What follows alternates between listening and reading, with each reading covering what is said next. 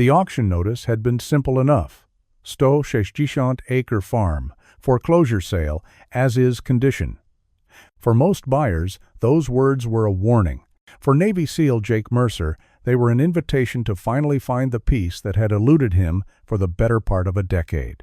The property sat in the remote hills of eastern Washington, 30 miles from the nearest town of Prosper Valley, a place where the high desert met the foothills of the Cascades.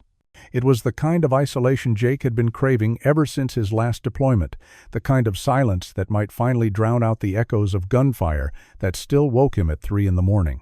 Before we begin, tell us where you are watching from. If you're enjoying this deep dive into the story, hit the subscribe button and let us know in the comments from where in the world you are watching from today.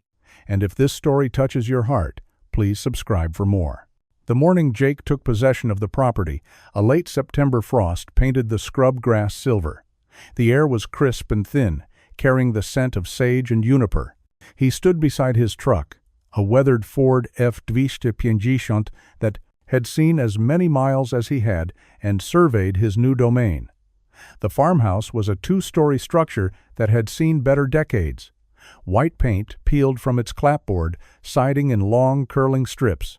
Several windows were boarded up, and the wraparound porch sagged in the middle like a weary spine. But the bones were good, solid Douglas fir, framing that would outlast him if given half a chance. Behind the house, a massive red barn dominated the landscape. It was the kind of structure that spoke of a different era, when communities gathered to raise such buildings in a single day. Its roof was mostly intact, though rust had claimed large sections of the corrugated metal. The double doors hung slightly askew on heavy iron hinges. Beside Jake, his partner waited with the disciplined patience that defined their relationship. Thor was a Belgian Malinois, 90 pounds of lean muscle and razor-sharp intelligence wrapped in a coat of rich mahogany and black. The dog had been Jake's shadow for 3 tours, a bomb detection specialist whose nose had saved more lives than Jake could count. Thor's ears swiveled independently, cataloging every sound across the vast empty landscape. His amber eyes, intense and unblinking, scanned the property with the same tactical awareness Jake employed. They had retired together 6 months ago, 2 warriors seeking the same thing, a life without the constant hum of danger. "Well, buddy," Jake said, his voice low and rough from disuse. He hadn't spoken to another human in 3 days. "Home sweet home." Thor's tail gave a single economical wag. Agreement, but with reservations. The dog's nose was already working, testing the unfamiliar scents on the wind. Jake grabbed his duffel from the truck bed and headed toward the house. The real estate agent had left the keys in a lockbox by the front door, a detail that spoke volumes about how desperately the bank wanted this property off their books. The previous owners had walked away, in the night, leaving everything behind. Furniture, tools, a lifetime of accumulated possessions, all abandoned like a ship's cargo after a wreck.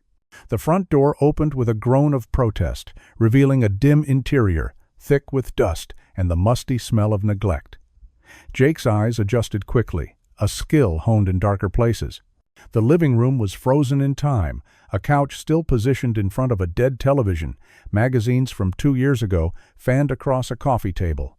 He did a methodical sweep of the house, moving from room to room, with Thor at his side. The kitchen cabinet still held dishes. Upstairs, beds were made with faded quilts. Family photos lined the hallway walls, their faces watching him with silent accusation.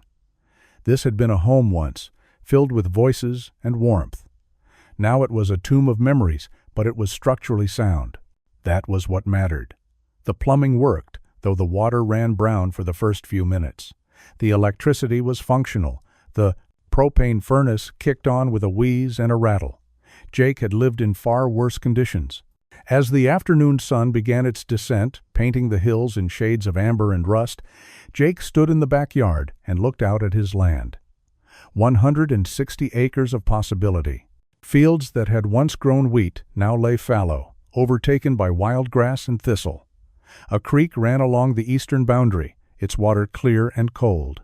Thor had been exploring, his powerful body moving through the tall grass with the fluid grace of a predator. But now, The dog stopped, his entire frame going rigid about 50 yards from the barn. His head lowered, ears forward, and a low growl began to build in his chest. Jake's hand instinctively moved to his hip, though he carried no sidearm. Not here, not in civilian life. But the instinct was bone deep. "Thor, what is it?" The dog didn't move. His focus was absolute, fixed on the barn with an intensity that made the hair on Jake's neck stand up. This wasn't curiosity. This was an alert. This was the posture Thor took when he detected explosives, when danger was present and immediate. Jake approached slowly, his boots crunching on the frost-brittle grass. He stopped beside his partner and followed the dog's gaze. The barn looked exactly as it had an hour ago. Weathered, silent, empty. No movement, no sound. "Easy, boy," Jake murmured, placing a hand on Thor's back. The dog's muscles were trembling, coiled tight as steel cable. "Show me."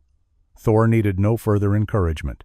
He moved forward with purpose, leading Jake directly to the barn's main doors. The dog stopped at the entrance, his nose pressed to the gap between the warped wood. He sniffed once, twice, then sat abruptly and looked up at Jake. It was the formal alert, the signal that meant, "Here, this is it." Jake pulled open one of the heavy doors. Hinges screamed in protest, and a wave of stale air rolled out, carrying the scent of old hay, rusted metal, and something else. Something wrong. The interior was a cathedral of shadows. Weak afternoon light filtered through gaps in the walls, creating diagonal shafts that illuminated floating dust motes. Ancient farm equipment hulked in the corners, their shapes obscured by decades of accumulated debris. The hayloft above was a dark void. Thor didn't hesitate. He moved inside with the confidence of a dog on mission, his nose working overtime. He bypassed the rusted tractor, ignored the pile of rotting burlap sacks, and went directly to the far corner of the barn. There, pushed against the back wall, was a section of old wooden flooring that looked different from the rest.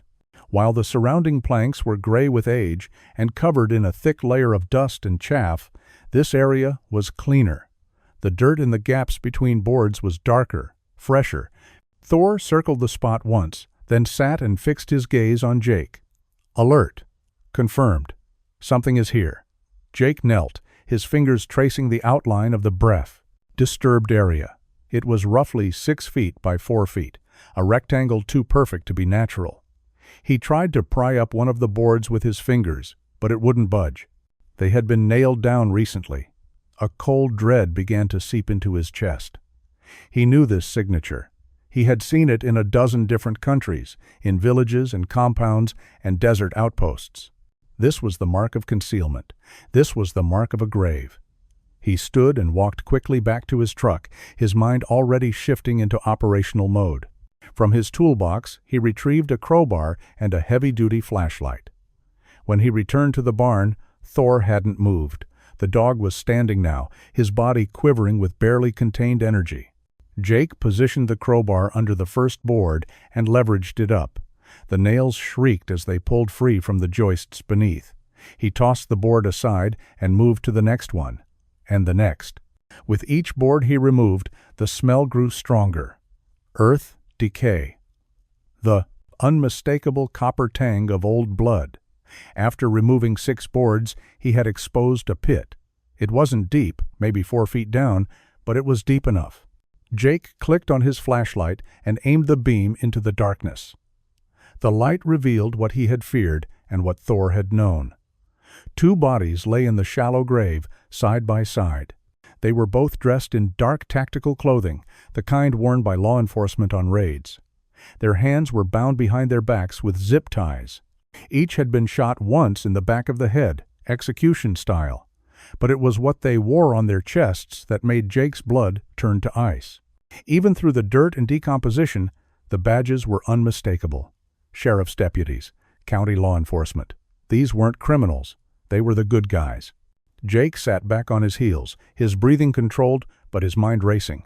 He had bought a farm. He had inherited a crime scene. These men had been murdered here on this property and buried like unwanted garbage. If you find this story engaging, please take a moment to subscribe and enable notifications.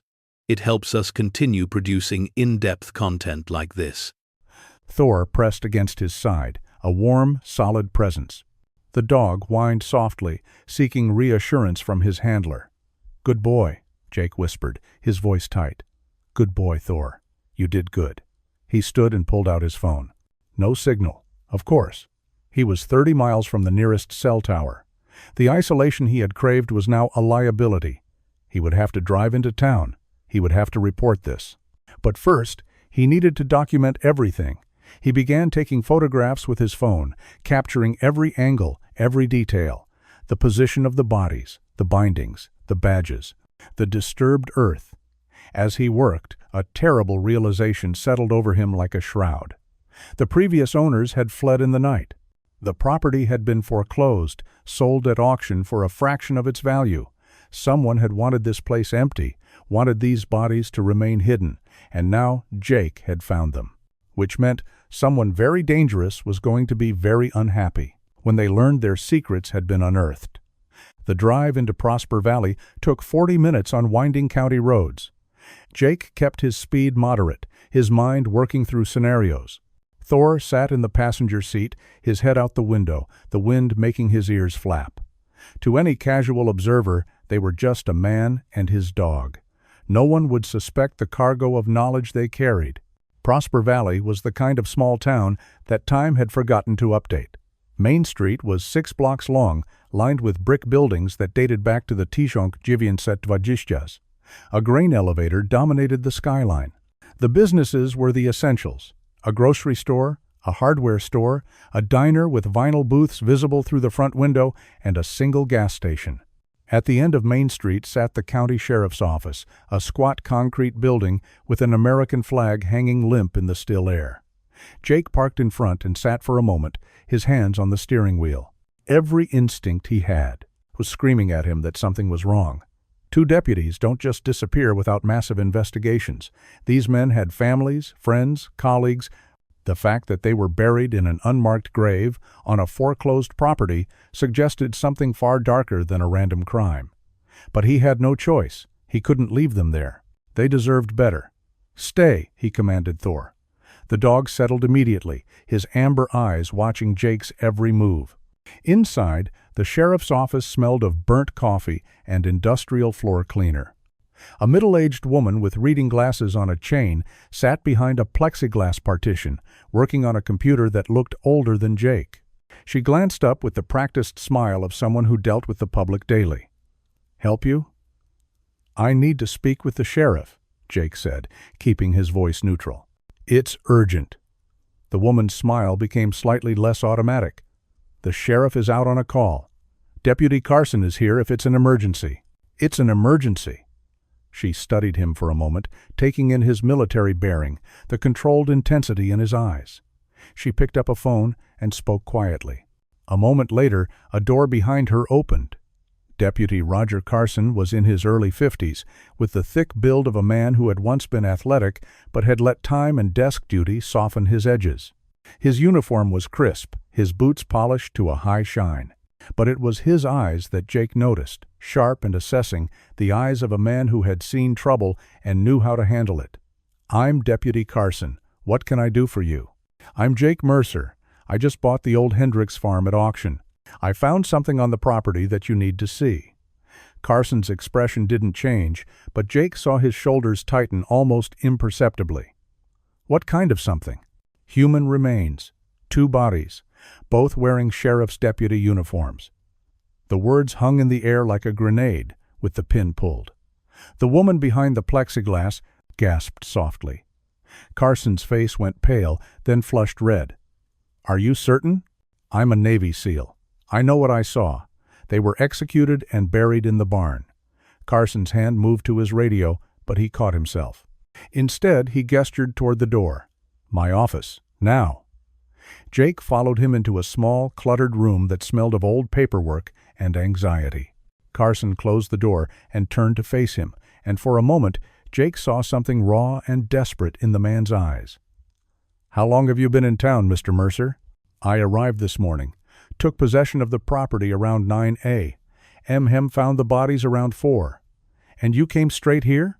I took photographs first, documented the scene, then I came here. Carson moved to his desk and sat heavily in his chair. His hands were shaking. 2 years ago, we lost 2 deputies, Matt Davidson and Chris Porter. Good men. They were investigating a case, following up on a lead, and they just vanished. No trace. No bodies. No evidence. Until now, Jake said quietly. Until now. Carson looked up at him. You said they were executed? Hands bound behind their backs. Single gunshot wounds to the back of the head. Professional work.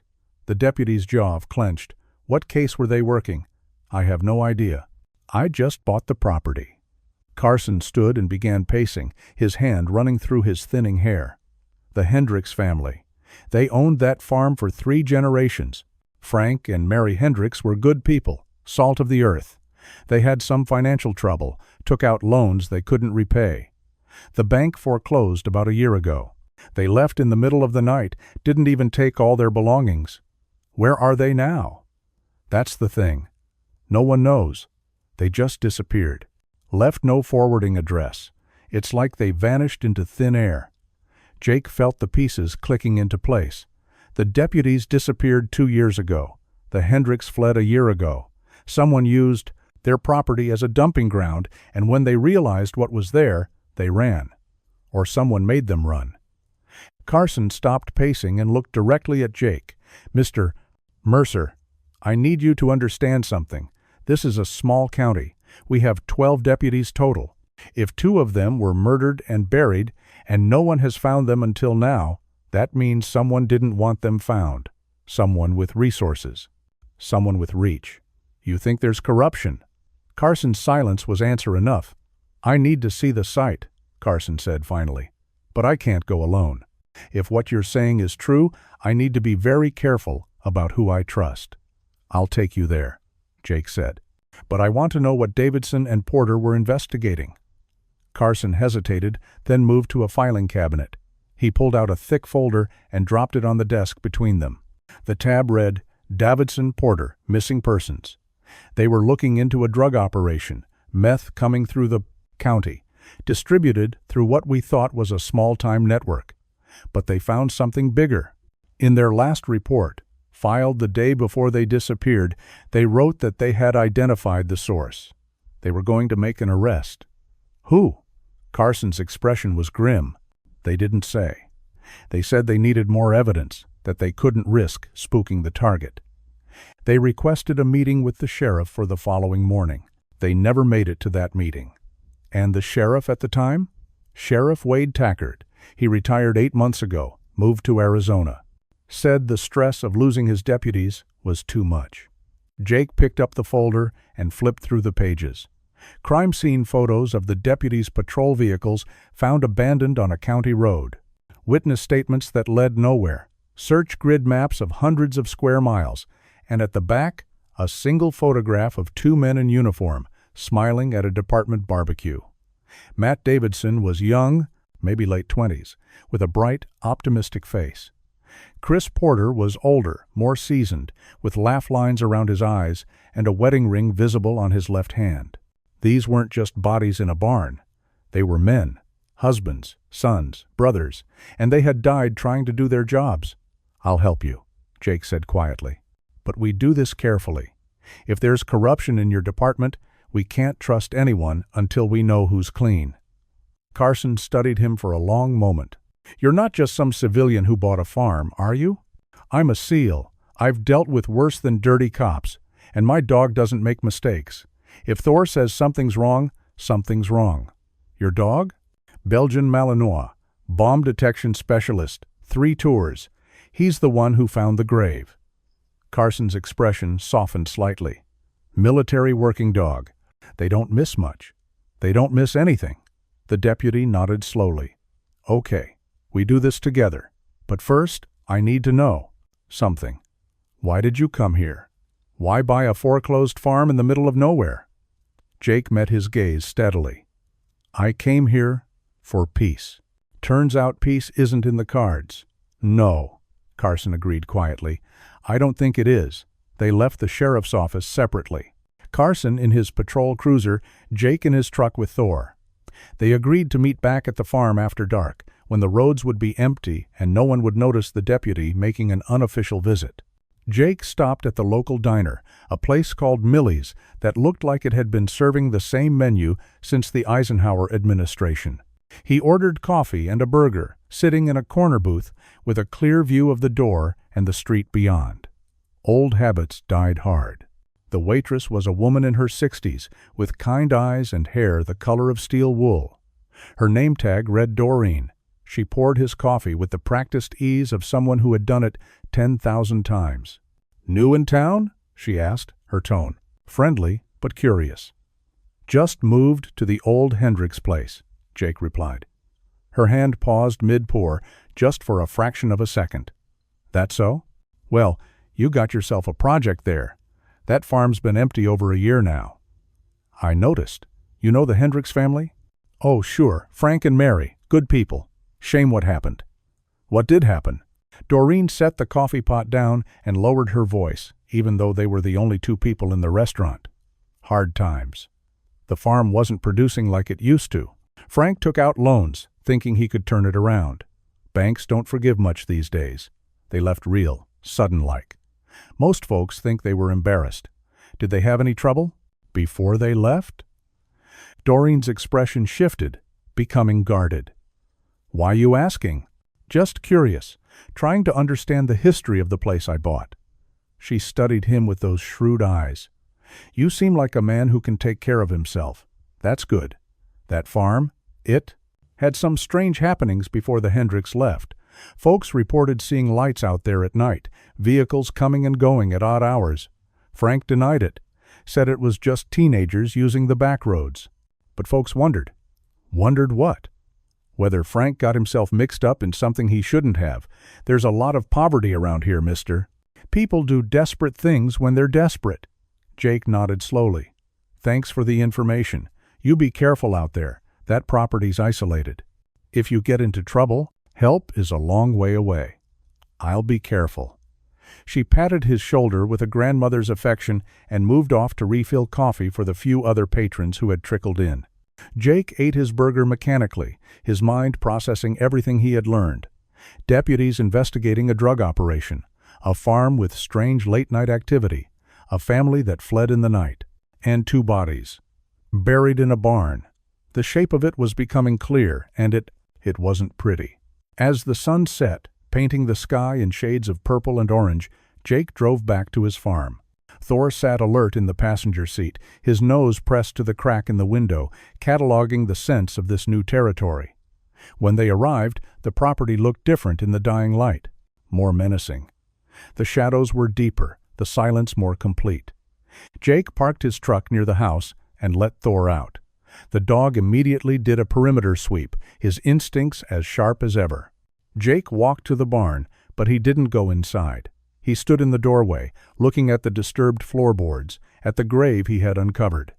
In his mind, he saw the crime play out. 2 deputies arrive, following a lead. They think they're investigating a meth lab or a distribution point.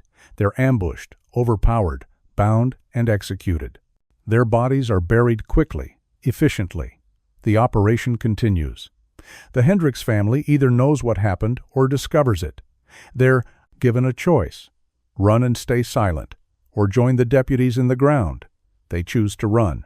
The property is foreclosed. The bank, eager to clear bad debt, sells it at auction for pennies on the dollar. No one asks questions. The grave is forgotten, until a retired SEAL and his bomb dog show up and ruin everything. Jake heard the crunch of tires on gravel. Deputy Carson's patrol cruiser rolled up the driveway, headlights off. The deputy emerged, carrying a large black duffel bag. "You came prepared?" Jake observed. "Evidence collection kit, camera. If we're going to do this, we do it right." Carson looked past Jake to the barn. "Show me."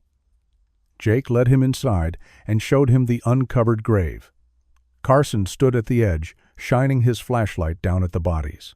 For a long moment, he said nothing. Then Jake heard a sound he didn't expect. The deputy was crying. Silent tears ran down his weathered face, catching the flashlight's reflection. "I served with Matt for 5 years," Carson said, his voice thick. "He was the best partner I ever had."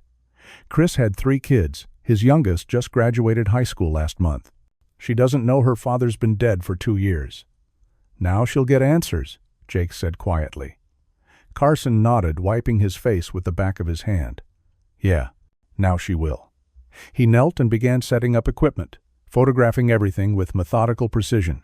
"I'm going to need help. We have to exhume them properly, preserve evidence, but I can't bring in the county coroner." "Why not?" "Because the county coroner is the sheriff's brother-in-law." Jake felt a cold certainty settle in his gut. The new sheriff or the old one? Both. Wade Tackert's daughter is married to Dr. Harrison, our medical examiner. The new sheriff, Thomas Brennan? He was Wade's chief deputy. They're all connected. So we can't trust local law enforcement. We can't trust anyone in this county who wears a badge or works in the courthouse. Carson looked up at Jake. "Which means we need outside help. Federal help. DEA, FBI, state police to start. They have jurisdiction for investigating police corruption. There's a detective in the Major Crimes Unit, a guy named Foster. He's got a reputation for going after dirty cops. He'll help us. How soon can you reach him?" "I'll call him tonight from my home phone. Not from the office, not from my cell. I don't know who might be listening." Jake appreciated the paranoia. It wasn't paranoia when people were actually trying to bury their crimes. What do we do in the meantime? We sit tight. We keep this between us. And we watch our backs. Carson packed up his equipment. "How long you planning to stay on this property?" "As long as it takes." "You realize you just painted a target on yourself, right? If whoever did this finds out you discovered the bodies, they're going to come for you." Jake's expression was flat, cold. "Let them come." Carson studied him in the dim light. "You really are a SEAL, aren't you?" "Was. I'm retired now." "No," Carson said quietly. "Men like you don't retire. You just change battlefields." He headed toward his cruiser, then stopped and turned back. "Thank you for not just covering those boards back up and pretending you saw nothing. A lot of people would have." "I'm not a lot of people." No, you're not." After Carson left, Jake stood in the darkness with Thor beside him. The night was deep and vast, the stars sharp and cold overhead. Somewhere out there, people who had murdered 2 peace officers were going about their lives, thinking they had gotten away with it. They were wrong. Jake had spent his entire adult life hunting evil men in dark places. The uniform might be different now. The rules of engagement might have changed, but the mission was the same. Find the wolves. Stop them. Protect the innocent. He looked down at Thor, whose eyes gleamed in the starlight. "Looks like our retirement's on hold, buddy."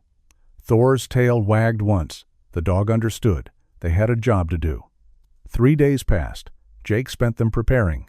He reinforced the locks on all the doors and windows of the farmhouse. He set up a simple perimeter alarm system using fishing line and bells at the key approach points.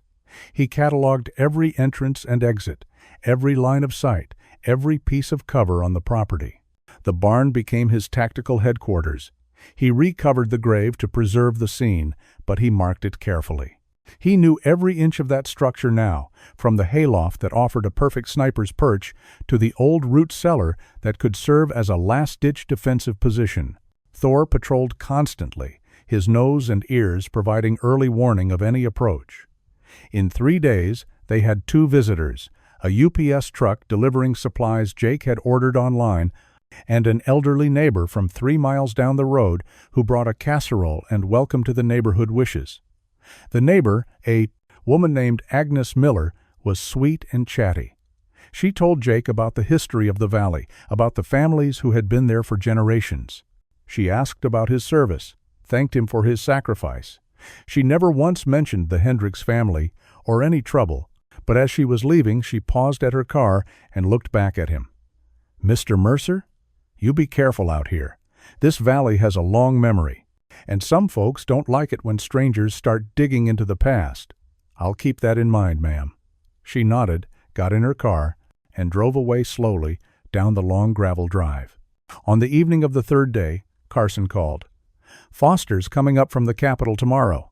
I gave him the basics. He's interested." "What did you tell him?"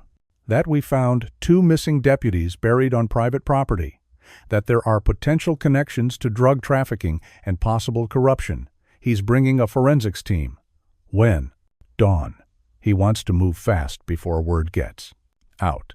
"Good. We'll be ready." But Jake wasn't ready for what happened 2 hours later. He was in the kitchen, heating up coffee, when Thor erupted into a frenzy of barking from the living room. It wasn't his alert bark.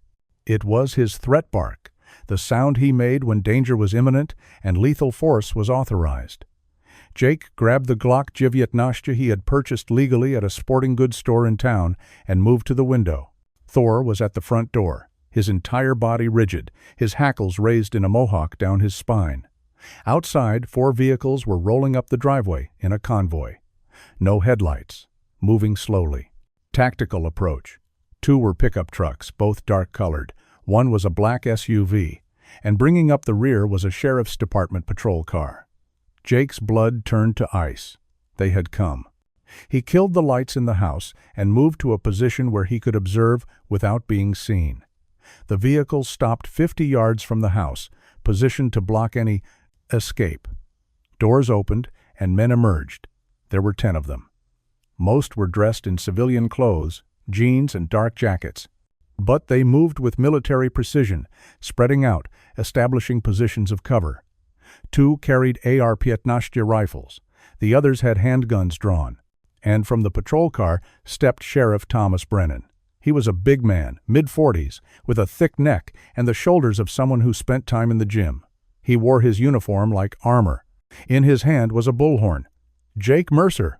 His voice boomed across the yard. "This is Sheriff Brennan. I need you to step outside with your hands visible. We have a warrant for your arrest." Jake didn't move. A warrant. They were going to try to take him legally. "You are being charged with trespassing on a crime scene, tampering with evidence, and obstruction of justice. Come out peacefully, and you will not be harmed." It was a masterful lie. The only crime scene was the one Jake had discovered. They were here to eliminate the witness and bury the evidence, permanently this time. "Mr. Mercer, you have 60 seconds to comply." Jake's mind raced. 10 armed men, 1 of him. Thor was formidable, but a dog couldn't stop bullets. The farmhouse offered minimal protection. Drywall and old wood wouldn't stop rifle rounds. He had 2 options: surrender and likely disappear, or fight. But fighting 10 men was suicide. He needed a third option. His eyes fell on the barn. It was 50 yards from the house, across open ground, but it offered real cover. The old wooden walls were backed by decades-old hay bales in the loft, compressed so tightly they would stop small arms fire. The barn had multiple exits, and most importantly, it contained the grave. They couldn't destroy the evidence if he was guarding it. 45 seconds, Mr. Mercer." Jake looked down at Thor. The dog was quivering with eagerness, waiting for a command. "You ready for one more mission, buddy?" Thor's eyes locked on his. "Always ready." "Then let's go." Jake moved to the back door, the one that faced away from the convoy. He eased it open, the old hinges mercifully silent. Thor slipped out first, a shadow among shadows. Jake followed, staying low, using the darkness and the terrain. The frost-dead grass provided concealment as he leopard crawled toward the barn, his Glock in one hand, the other pulling him forward. He heard Brennan's voice over the bullhorn. "Time's up. Move in." The sound of breaking glass came from the front of the house. They were entering, breaching like a tactical team. In seconds they would realize he was gone. Jake made it to the barn door and slipped inside. Thor was already there, his nose working, his body tense. Jake pulled the heavy door shut and dropped a thick wooden beam across the brackets, barring it from the inside. The barn had 3 other entrances, a side door, a backloading door, and the loft doors that opened 20 feet up on the north wall. Jake moved quickly, barring each one. He was now fortified, but also trapped. He climbed the ladder to the hayloft and positioned himself behind a wall of bales. From here, he had a perfect view of the house and the clearing. He could see the men moving through his home with flashlights, searching.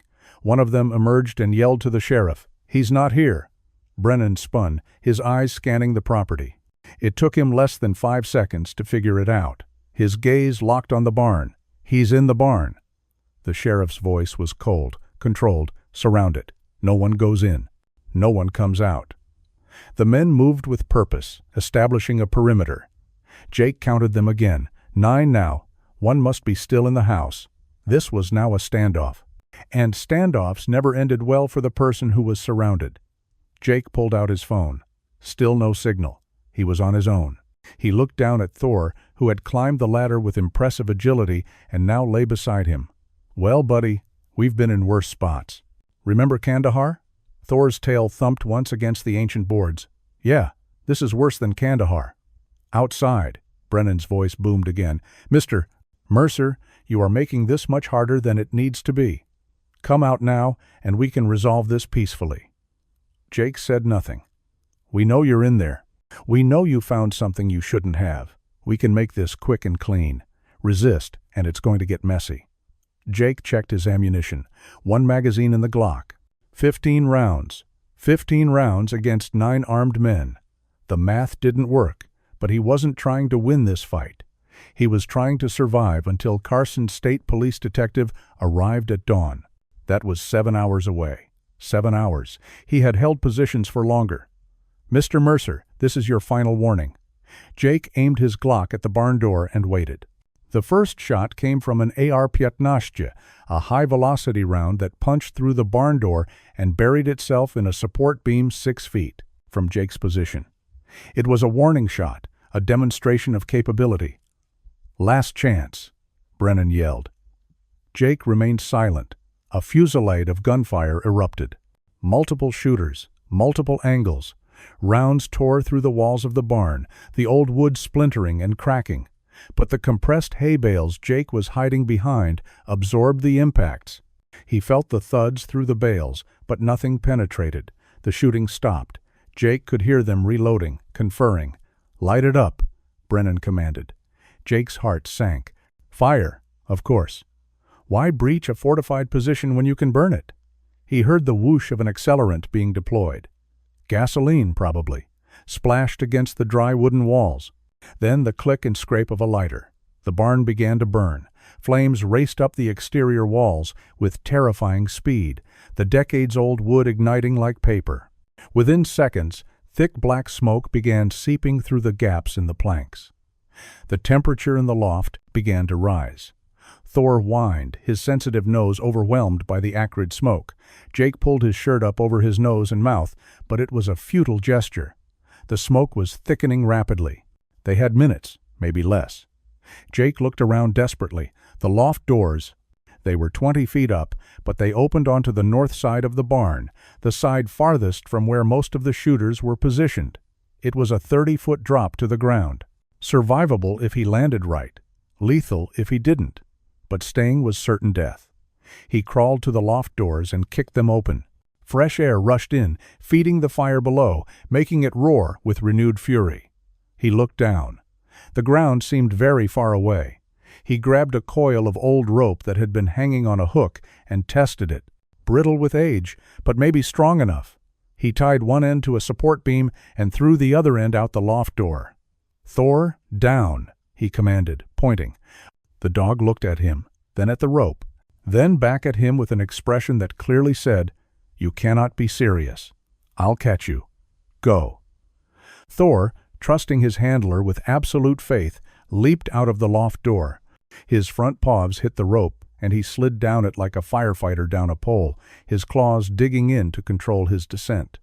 He hit the ground and immediately darted for the cover of a nearby equipment shed. Jake grabbed the rope and swung his legs out. Below, he heard shouting. They had seen Thor. "The dog! Shoot the dog!" Gunfire erupted. Jake slid down the rope, the old hemp burning his palms even through his gloves. He hit the ground and rolled, coming up in a crouch with his Glock drawn. Thor was pinned down behind the shed, bullets kicking up dirt all around him. Jake saw a shooter moving to flank the dog's position. Jake didn't think. He fired 3 rounds. The shooter went down. The night exploded into chaos. Jake ran toward Thor's position, firing as he moved, his rounds forcing the other shooters to take cover. He reached the shed and grabbed Thor by the collar. "Come on." They ran. Behind them, the barn was fully engulfed, flames reaching 50 feet into the night sky. The heat was intense, the roar deafening. But Jake wasn't running toward escape. He was running toward the woods, toward cover. Bullets tore through the air around them. Jake felt one pass so close to his head it stirred his hair. Thor yelped as a round grazed his flank, but the dog kept running. They hit the tree line and dove into the blessed darkness of the forest. Jake didn't stop. He knew these woods now, had studied them. He led Thor deeper, using the terrain, moving silently over ground he had memorized. Behind them he heard Brennan screaming orders, "Find them! They can't have gone far." But Jake was already gone, swallowed by the darkness, a ghost in the machine once more. He ran for 20 minutes, moving through the forest with the fluid efficiency of a man trained in escape and evasion. Thor kept pace, his breathing labored but steady. When they finally stopped, they were 3 miles from the farm, deep in a ravine thick with brush. Jake collapsed against a tree trunk, his lungs burning. Thor pressed against him, and Jake felt the warm wetness of blood on the dog's fur. He pulled out a small LED flashlight and examined the wound. It was superficial, a graze along the ribs, painful but not life-threatening. "You're okay, buddy," Jake whispered. "You're okay." He bound the wound with strips torn from his shirt, then sat in the darkness, listening. The forest was alive with sound. The distant crackling of the fire, the shouts of men searching. But they were far away and growing fainter. Jake pulled out his phone. Still no signal. He began moving uphill, toward higher ground. After another mile of climbing, his phone finally picked up a single bar of service. He immediately dialed Carson's number. It rang 4 times. Then, "Mercer? Jesus Christ, I've been trying to reach you. The farm is on fire. Half the county's volunteer fire department is heading out there. It's not an accident. Brennan came with 9 armed men. They tried to kill me." Silence. Then, "Are you injured?"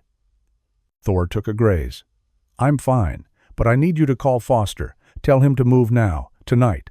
If we wait until dawn, Brennan will have time to destroy the grave and sanitize the scene. I'm already on it. Foster's team was already en route. They're 30 minutes out." "Where are you?" "In the woods, 3 miles east of the property." "Stay there. Stay hidden. We're coming." The line went dead. Jake sat in the darkness with Thor and waited. Time crawled. Every sound made him tense, made his hand grip the Glock tighter. But no one came. Finally, after what felt like hours but was probably only 40 minutes, he heard the distant sound of sirens. Multiple vehicles. He began working his way back toward the farm, moving carefully, using the forest as cover. When he reached the tree line, he saw organized chaos. The barn was a collapsed pile of smoldering timber. His farmhouse was untouched, surrounded by fire trucks, and everywhere were law enforcement vehicles. But these weren't county sheriff's cruisers. They were unmarked sedans and vans, with Washington State Police stenciled on the sides. A man in a suit stood at the center of the activity, directing operations with calm authority. That had to be Detective Foster. Jake stepped out of the woods with his hands raised, Thor at his side. "Don't shoot. I'm Jake Mercer." A dozen weapons swung toward him, then lowered. Carson emerged from the crowd and ran toward him. "Jesus, Mercer, you look like you fought a war." "I did. What's happening?" "Foster's executing search warrants. We've got teams hitting 6 locations simultaneously. Brennan's house, his office, the old sheriff's home in Arizona, 2 suspected drug distribution sites, and here. Brennan? In custody. So are 4 of his men. The others scattered when they saw the state police rolling in. Jake felt his knees go weak. The grave? Intact. The fire didn't reach it. We've got forensic teams excavating now. Jake allowed himself to breathe. They had done it. Against all odds, they had done it. Detective Foster approached. He was in his 50s, with gray hair and eyes that had seen everything and been surprised by nothing. "Mr. Mercer, you're a hard man to kill. I've had practice. I can see that. We're going to need a full statement, everything that happened. I'll give you everything. But first, I need to know. The deputies, Davidson and Porter, will their families finally get answers?" Foster's expression softened. "They will, thanks to you and your dog." Jake looked down at Thor, who sat patiently, his wound bandaged, his eyes alert. Thank Thor. He's the one who found them. The next 72 hours were a blur. Jake gave his statement, multiple times, to multiple investigators. The evidence was overwhelming. The bodies of Deputies Davidson and Porter were exhumed with care and dignity. Forensic analysis confirmed they had been executed. Ballistics matched the weapon used to a gun registered to Sheriff Thomas Brennan. Phone records and financial documents seized from Brennan's home painted a clear picture. He had been running a drug distribution network using county resources, and Davidson and Porter had gotten too close to the truth. So he eliminated them. The old sheriff, Wade Tackert, had been complicit, helping cover up the crime. He was arrested in Arizona and extradited back to Washington. The Hendricks family was located in Montana. They confirmed they had been threatened and forced to flee after accidentally discovering evidence of the murders on their property. In total, 14 people were arrested. Sheriff Brennan, ex-Sheriff Tackert, 6 deputies, 3 county officials, and 4 civilians involved in the drug operation. The town of Prosper Valley was shaken to its core, but slowly, painfully, justice was being served. Deputy Carson was named interim sheriff. One of his first acts was to organize a memorial service for Matt Davidson and Chris Porter. The entire community turned out. Their families, who had lived 2 years in agonizing uncertainty, finally had closure. Jake attended the service, standing at the back with Thor. When it was over, Davidson's mother approached him.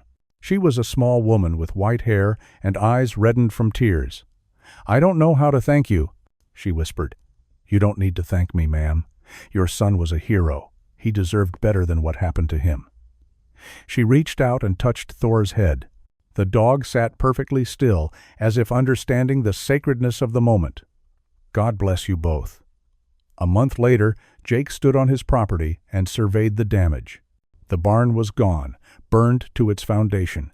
But the house was intact, the land was still his. He had received offers to sell. Generous offers. People thought the property was cursed, that he would want to leave. They didn't understand. This wasn't just a farm anymore. It was a memorial. 2 good men had been murdered here, but they had also been found here. Justice had been served here. Their sacrifice had not been in vain. Jake wasn't leaving. He began the work of rebuilding. A new barn, stronger than the old one, repairs to the house, fences mended, fields cleared. It was hard work, physical work, and it was exactly what he needed. Thor healed quickly. The graze became a scar, a badge of honor. He still patrolled the property every morning and evening, his nose and ears alert. But now his vigilance was met with peace, not danger. One evening, as the sun set over the hills, painting them in shades of gold and amber, Deputy Carson drove up. He had become a regular visitor, a friend, forged in the crucible of shared danger. "Brought you something," Carson said, pulling a wooden box from his truck. Jake opened it. Inside was a plaque, beautifully engraved. "In memory of Deputy Matt Davidson and Deputy Chris Porter, who served with honor and died in the line of duty, their sacrifice will never be forgotten." Below their names were their badge numbers and dates of service. "Thought you might want to put it up somewhere on the property," Carson said quietly, "since this is where they were found." Jake felt his throat tighten. "I know just the place." He mounted the plaque on a large rock near where the barn had stood. The rock would be there long after he was gone, a permanent marker. As they stood there, Thor came and sat between them, his presence a reminder that sometimes the most important discoveries are made not with eyes, but with instinct, loyalty, and an unwavering determination to uncover the truth. As they stood there, Thor came and sat between them, his presence a reminder that sometimes the most important discoveries are made not with eyes, but with instinct, loyalty, and an unwavering determination to uncover the truth. 3 months after the memorial service, winter settled over the valley with a vengeance. Snow covered the fields in a pristine blanket of white, and temperatures plunged to levels that made even the locals complain. Jake had winterized the farmhouse, insulating pipes and sealing drafts, transforming it from a derelict shell into something that felt like home. Thor adapted to their new life with the same discipline he had shown in service. His morning routine never varied: wake before dawn, patrol the perimeter, return for breakfast, then spend the day helping Jake with whatever project demanded attention. In the evenings, the dog would sprawl in front of the fireplace, his scarred flank rising and falling with deep, contented breaths. But peace, Jake was learning, was never permanent. It started with a letter, plain white envelope, no return address, delivered to the rural mailbox at the end of his long driveway. Inside was a single sheet of paper with 6 words typed in capital letters. They weren't the only ones. Jake read it 3 times, his jaw tightening with each pass. He showed it to Carson when the interim sheriff stopped by that afternoon. Carson studied the letter with the careful attention of a man who had learned to take threats seriously. Could be a crank. Could be someone trying to stir up trouble now that the trials are starting. Or it could be legitimate, Jake said. You think there are more bodies? I think if Brennan was running drugs through this county for years and he was willing to execute 2 deputies who got too close, he wouldn't have stopped at 2 murders. Carson folded the letter carefully. I'll have it analyzed, see if we can pull any prints or DNA. But Jake, you've done enough. More than enough. You don't need to go looking for more trouble. But Jake was already looking. That night, after Carson left, he spread out maps of the county on his kitchen table. He marked the location of his farm, then began plotting other points of interest. The roads where Davidson and Porter's patrol cars had been found abandoned. Known locations of drug activity from the case files Carson had shared. Properties that had been foreclosed or sold under suspicious circumstances in the past 5 years. A pattern began to emerge. A cluster of incidents all within a 15-mile radius, all connected by rural backroads, all involving properties that had changed hands quickly and quietly. Thor watched from his bed by the fireplace, his intelligent eyes tracking Jake's movements. The dog knew. When his handler entered this state of focused intensity, it meant the mission was active again. Jake's research led him to an abandoned lumber mill 12 miles north of his property. The mill had shut down 8 years ago when the timber contracts dried up. According to county records, it had been sold to a holding company 3 years ago for a fraction of its value. The same holding company that had briefly owned the foreclosed properties before flipping them. On a gray afternoon, when the temperature hovered just above 0, Jake drove to the lumber mill. Thor rode shotgun, his breath fogging the windows. The mill was located at the end of a long access road, surrounded by acres of second-growth forest. The main building was a massive structure of corrugated metal and weathered wood, its windows broken, its doors chained. Posted signs warned of hazardous materials and structural instability, but someone had been here recently. Fresh tire tracks in the snow led to a side entrance where the chain had been cut and hastily replaced. Jake parked his truck out of sight and approached on foot with Thor at his side. The dog's demeanor changed immediately. His ears went forward, his body lowered into a stalking crouch. He was detecting something. The cut chain came off easily. Jake eased the door open, revealing a vast interior space, filled with rusted machinery and collapsed sections of ceiling. Weak winter light filtered through the broken windows, creating a lattice of shadows. Thor moved forward with purpose, his nose working. He led Jake through the debris, around the hulking carcass of an industrial saw, past offices that had been stripped of everything valuable. At the back of the building, he stopped at a section of concrete floor that looked newer than the rest. The dog sat. Alert position. Something is here. Jake knelt and examined the concrete. It was definitely newer, maybe 2 or 3 years old, a patch about 8 feet square, surrounded by floor that was stained and cracked with decades of wear. Someone had poured fresh concrete over something they wanted hidden. He pulled out his phone and took photographs, then sent them to Carson with a text, "Found something. Lumber mill north of town. Need ground-penetrating radar." The response came quickly. "On my way. Don't do anything until I get there." But Jake wasn't doing anything. He was just standing there, looking at that patch of concrete, thinking about what might be underneath, thinking about families who had missing persons reports filed years ago, thinking about how many lives Brennan's operation had destroyed. Thor growled, a low rumble that raised the hair on Jake's neck. The dog was facing the door they had entered through, his body tense. Jake heard it then. Footsteps. Multiple sets, trying and failing to move quietly through the debris-strewn mill. He moved quickly, pulling Thor behind a massive piece of machinery. He had his Glock, but he hadn't come here looking for a fight. He was hoping not to need it. 3 men entered the back section of the mill. They were dressed for the weather in heavy coats and boots, but Jake's trained eye caught the telltale bulges of concealed weapons. They weren't workers or teenagers looking for a place to cause trouble. They were professionals. The leader was a man in his 40s, with a neatly trimmed beard and cold, calculating eyes.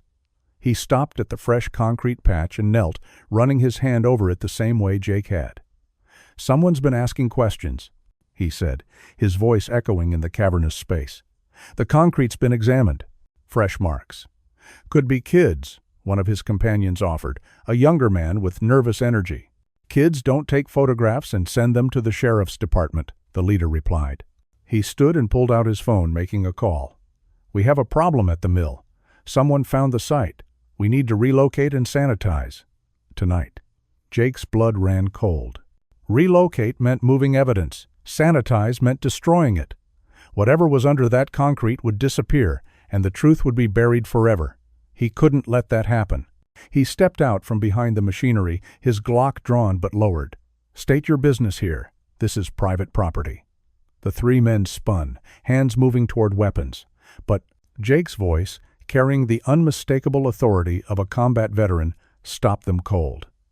"Hands where I can see them. Now." The leader's eyes narrowed. "You're the one.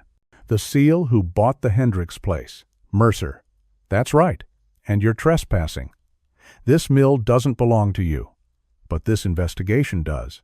State police are on their way. You can wait with me, or you can run. Either way, what's under that concrete stays there until it's properly examined." The leader's hand inched toward his coat. "There's 3 of us and 1 of you.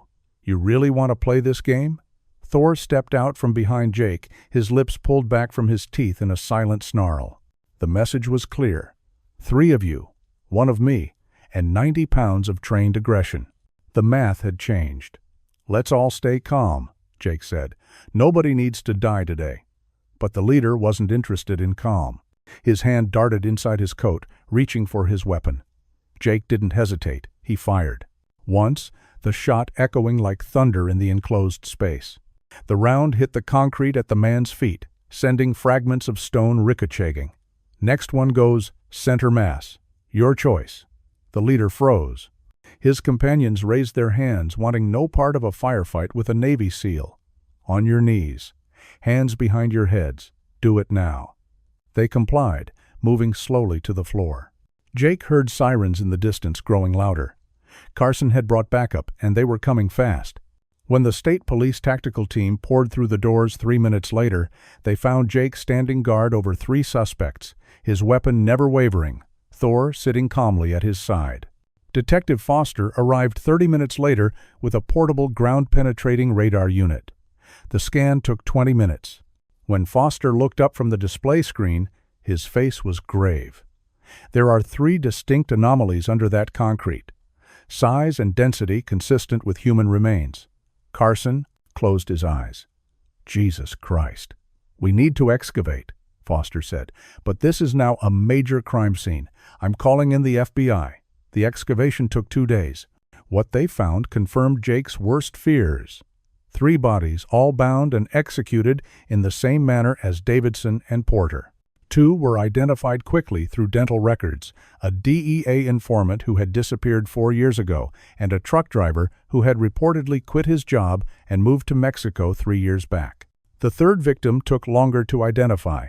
She was a young woman, early 20s, with no identification, but her fingerprints were in the system. Emily Vasquez, a college student from Seattle, who had vanished during a hiking trip in the area 5 years ago. Her family had never stopped searching for her. The 3 men Jake had caught at the mill were associates of Brennan's operation. Under interrogation, they revealed details of a criminal enterprise far more extensive than anyone had imagined. The drug trafficking was just one component.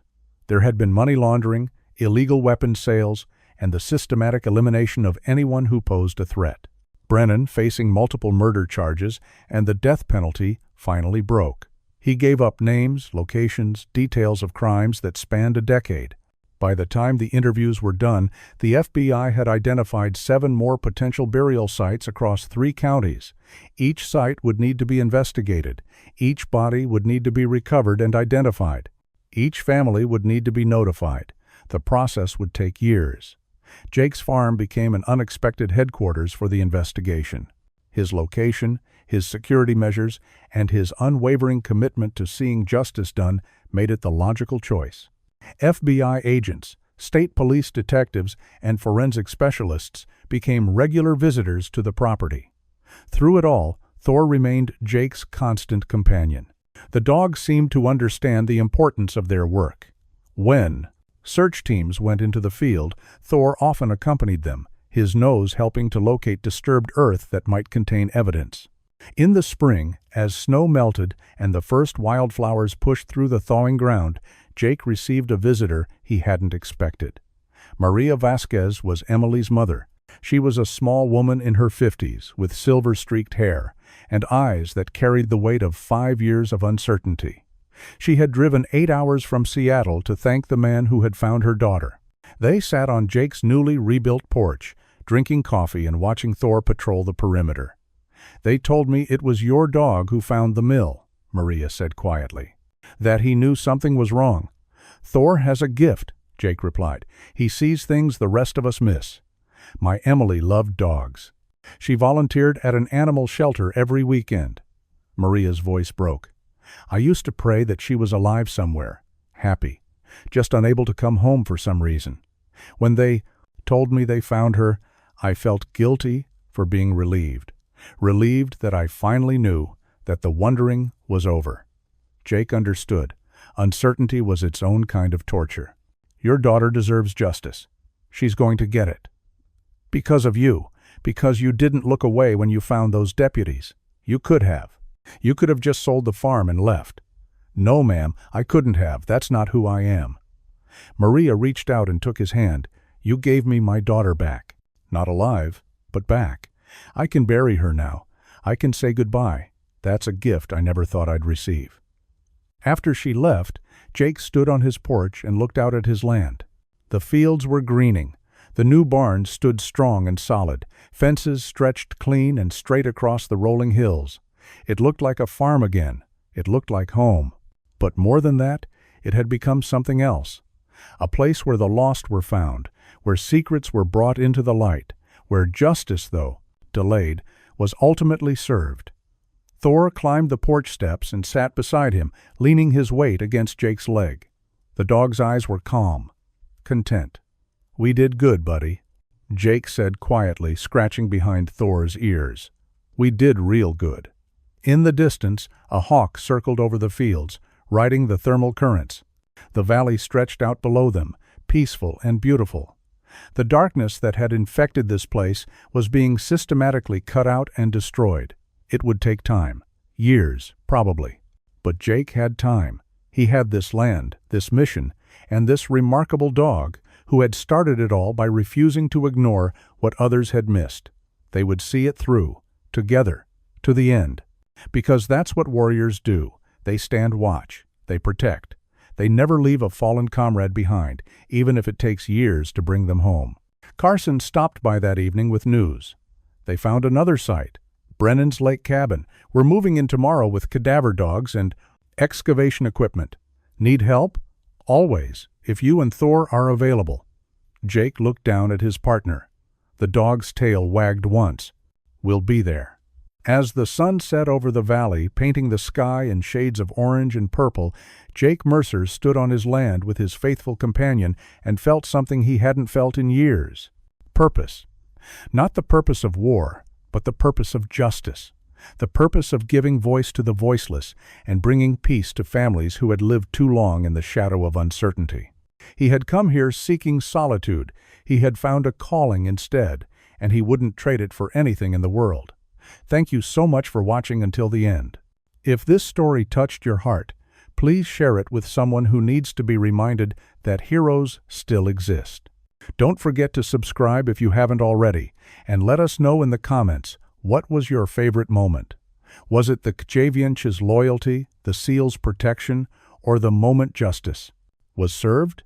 We read every comment. God bless, and see you in the next story.